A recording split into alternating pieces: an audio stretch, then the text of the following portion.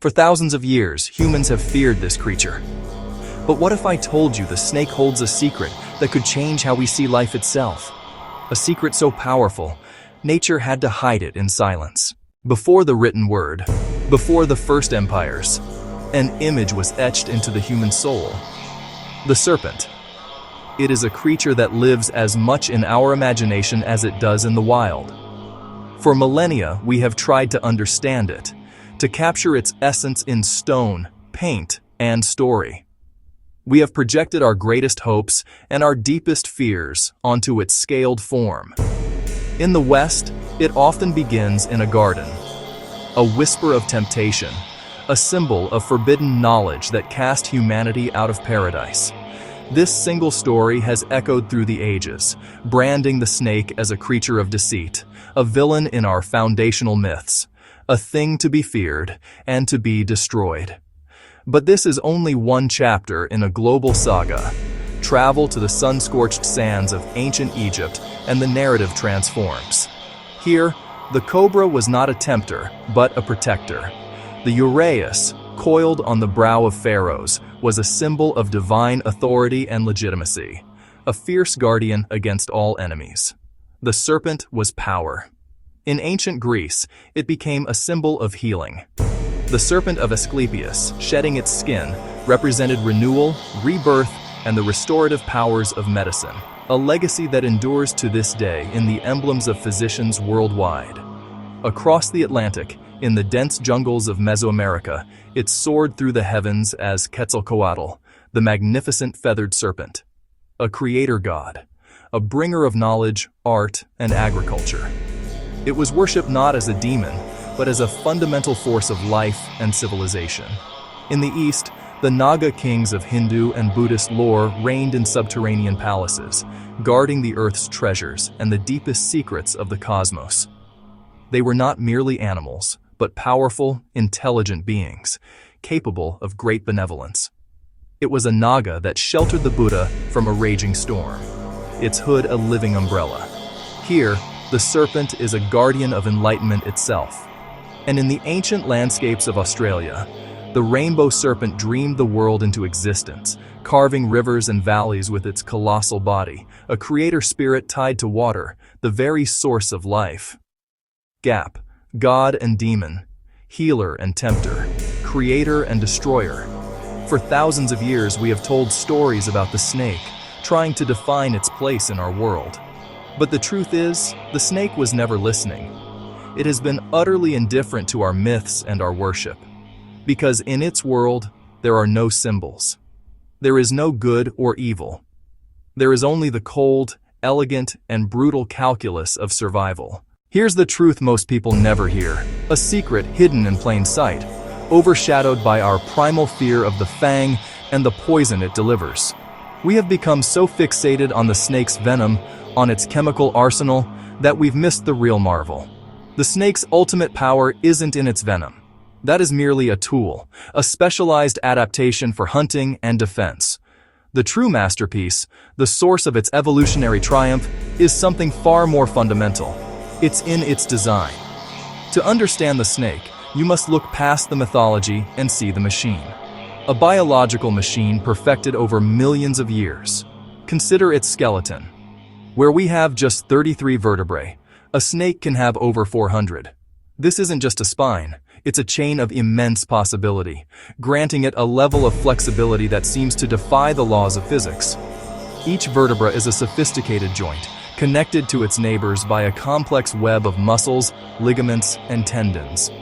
This intricate network allows for precise, controlled movement in 3 dimensions, turning the entire body into a single, fluid appendage. No legs, no arms, no wings. And yet, it has conquered nearly every environment on Earth, from the driest deserts to the densest rainforests, from deep underground to the high canopy. How? It moves with a silent, hypnotic grace, a perfect balance born from this unique anatomy. Look closer. See how the belly scales, the scutes, grip the earth. In a movement called rectilinear locomotion, the snake essentially walks on its ribs. Waves of muscle contractions lift sections of the belly off the ground, push them forward, and then plant them down again.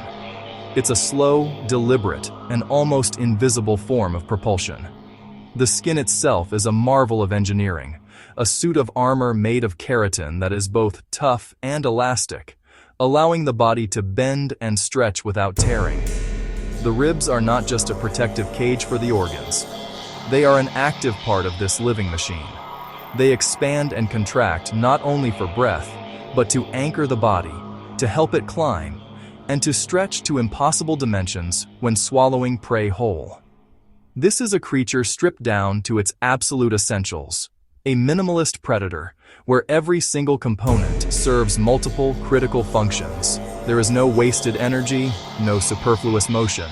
Every heartbeat, every breath, every flicker of the tongue, and every strike is a symphony of biomechanical efficiency. It is a testament to the power of adaptation, proving that to dominate an ecosystem, you don't need more limbs or more complexity. You just need a better design. This is the snake's secret, a body that is a weapon, a vehicle, and a fortress, all in one. Absolute precision, born from elegant simplicity. To gaze upon a snake is to witness a masterpiece of biological engineering.